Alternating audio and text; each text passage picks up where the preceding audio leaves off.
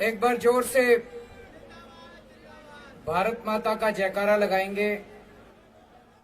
भारत माता की इनकलाब इनकलाब, वंदे वंदे।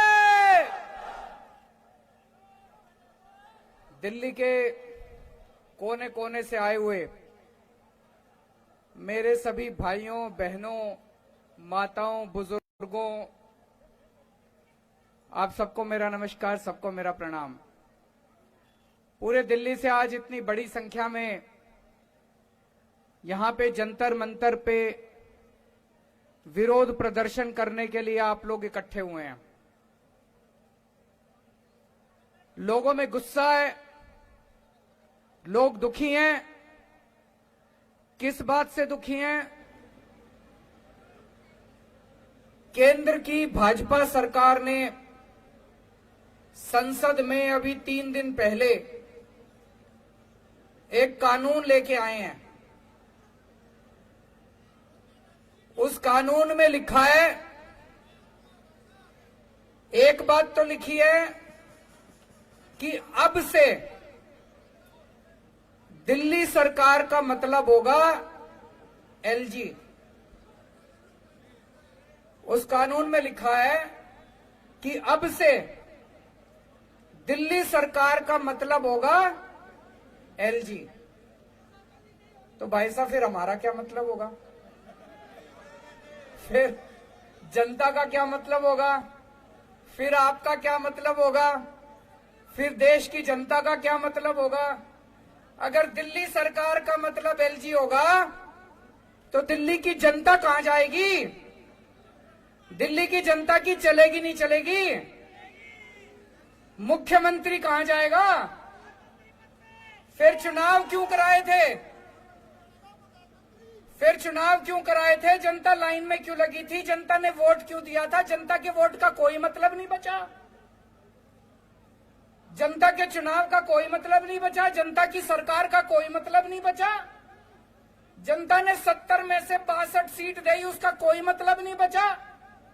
अगर दिल्ली सरकार का मतलब एलजी होगा तो फिर तो जनता के साथ तो धोखा हो गया भाई साहब, ये तो गलत हो गया। दूसरा, इस कानून में लिखा है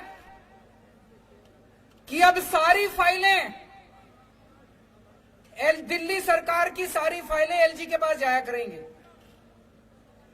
भाई साहब, जब हमारी सरकार बनी थी सारी फाइलें एलजी के पास जाया करती थी। 2018 में सुप्रीम कोर्ट ने आदेश दिया कि भाई दिल्ली में चुनी हुई सरकार है, चुनी हुई सरकार के पास पावर होनी चाहिए, देश जनतंत्र है। सुप्रीम कोर्ट ने बोला कि भारत जनतंत्र है, जनतंत्र में जनता मालिक होती है, जनता का शासन होता है, जनता जिस सरकार को चुनती है सारी शक्तियां उसके पास होनी चाहिए, सुप्रीम कोर्ट ने बोला। सुप्रीम कोर्ट ने कहा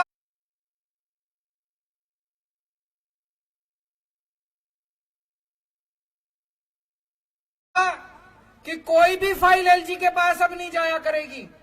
ये मैं नहीं कह रहा भाई साहब, ऑर्डर में लिखा हुआ है, सुप्रीम कोर्ट में लिखा है, ऑर्डर में लिखा है कोई फाइल एलजी के पास नहीं जाया करेगी।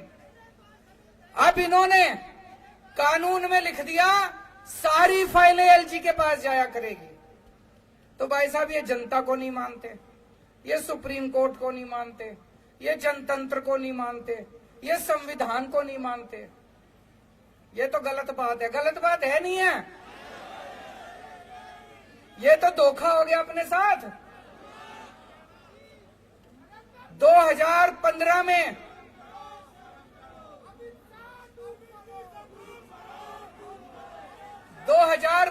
में दिल्ली विधानसभा के चुनाव हुए। जनता ने आम आदमी पार्टी को 70 में से 67 सीट दी। फिर 2020 में चुनाव हुए, जनता ने 70 में से 62 सीट दी।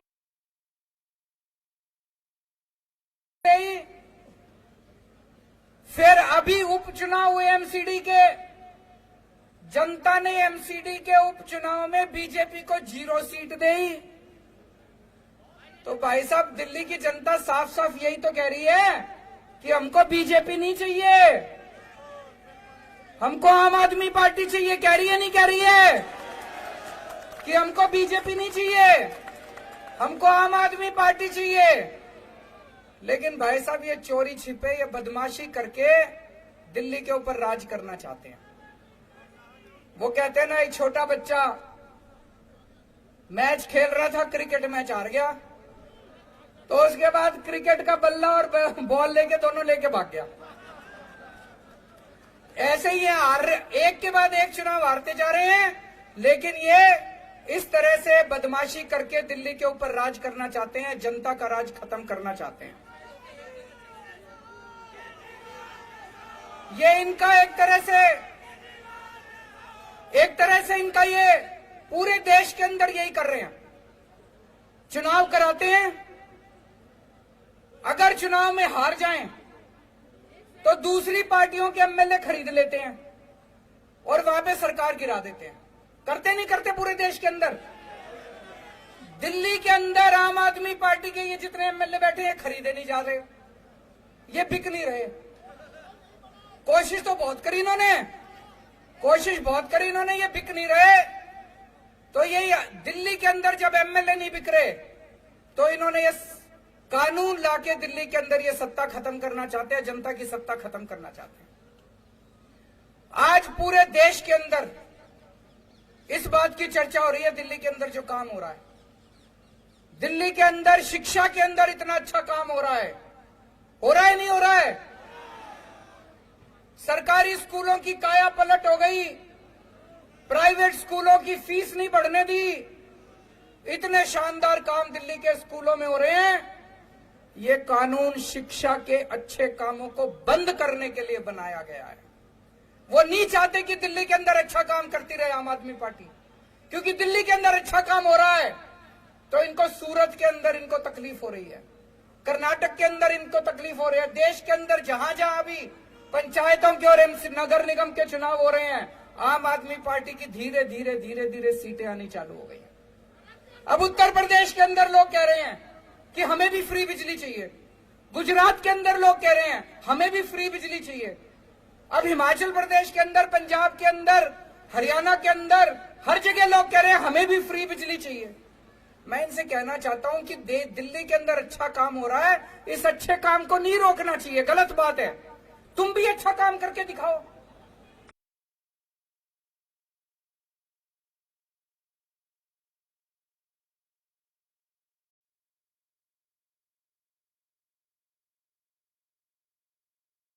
कंपटीशन तो अच्छे काम का होना चाहिए।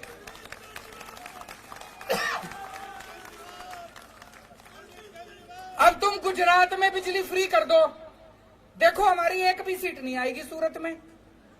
काम तो तुम करोगे नहीं, और दिल्ली में जो अच्छे काम हो रहे हैं उसको भी रोकोगे। ये तो गलत बात है। गलत बात है नहीं है? अगर तुमने वोट चाहिए, तुमको वोट चाहिए, तुम भी अच्छे काम करो। जैसे दिल्ली में आम आदमी पार्टी अच्छे काम कर रही है, तुम भी दूसरी जगह अच्छे काम करो, तुमको भी वोट देंगे लोग। तुम तो करोगे गुंडागर्दी, और दिल्ली में जो अच्छे काम हो रहे हैं वो भी रोकोगे। मैं आपसे पूछना चाहता हूं, असली देशभक्ति क्या होती है? असली देशभक्ति है कि अगर देश के किसी भी कोने में कोई अच्छा काम कर रहा हो, चाहे कोई कर रहा हो, चाहे पक्ष कर रहा हो, विपक्ष कर रहा हो, कोई अच्छा काम कर रहा हो, अगर मैं सच्चा देशभक्त हूं तो मैं उसका साथ दूंगा नहीं दूंगा। और अगर मैं गद्दार हूं तो उसका काम रोकूंगा मैं। अगर मैं भारत का दुश्मन हूं तो उसका काम रोकूंगा मैं, अच्छे काम को रोकूंगा मैं।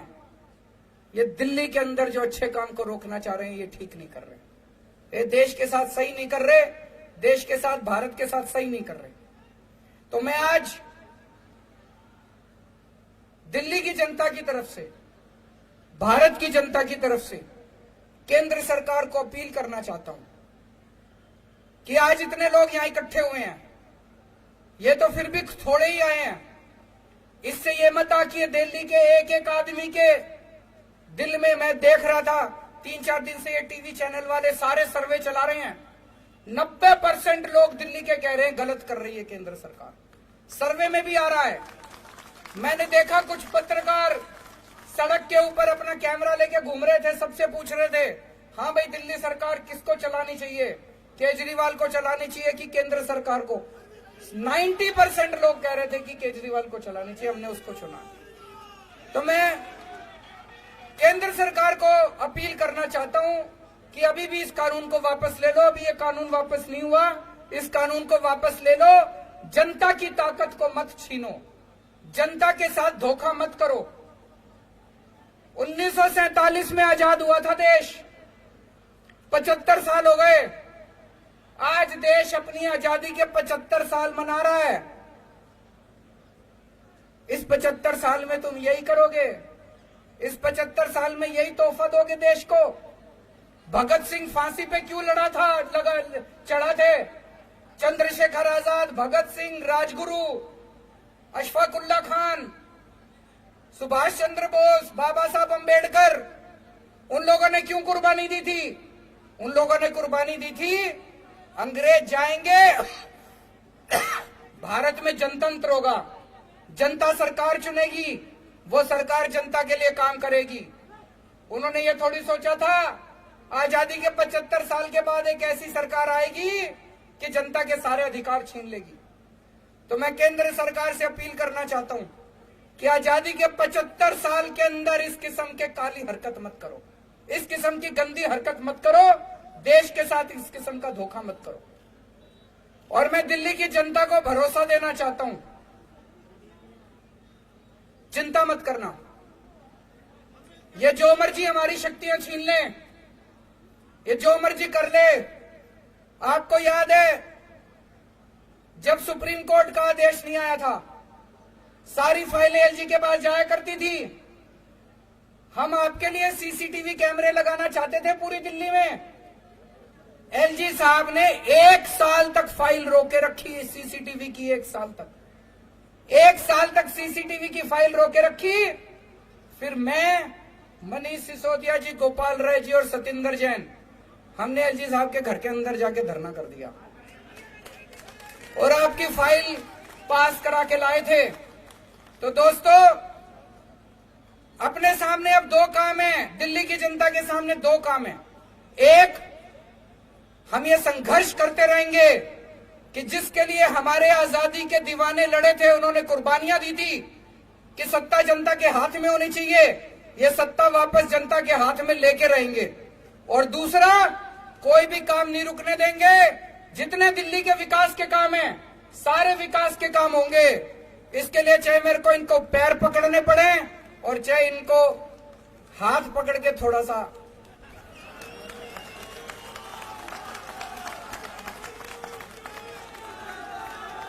काम नहीं रुकने दूंगा। आपके सारे काम होंगे। दिल्ली की जनता के लिए कुछ भी करेंगे, चाहे पैर पकड़ने पड़े, गिड़गिड़ाना पड़े, चाहे कुछ भी करना पड़े, सब करेंगे। आपके काम नहीं रुकने देंगे। लेकिन जो इन्होंने जनता की ताकत छीनी है, वो वाली ताकत भी वापस लेके रहेंगे। भारत माता की। बहुत बहुत धन्यवाद माननीय